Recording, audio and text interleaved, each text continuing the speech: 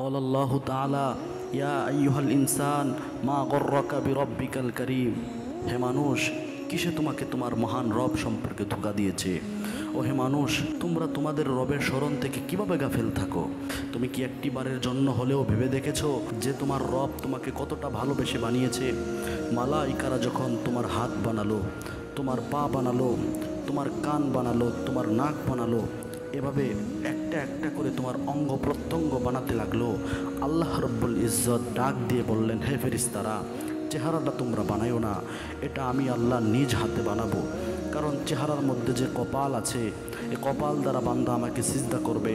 যে জবান আছে, এই জবান দ্বারা বান্দা আমার জিকিরে মশগুল থাকবে হর হামেশায়। যে চক্ষু আছে, এই চক্ষু দ্বারা আমার নাজ নিয়ামত দেখবে বান্দা। কিন্তু দুনিয়ার মোহে পড়ে তুমি কি করছো? যে জবান দিয়ে আল্লাহর জিকির করার কথা ছিল, সে জবান দিয়ে ফাহেসা বাক্য উচ্চারণ করছো হর হামেশায়।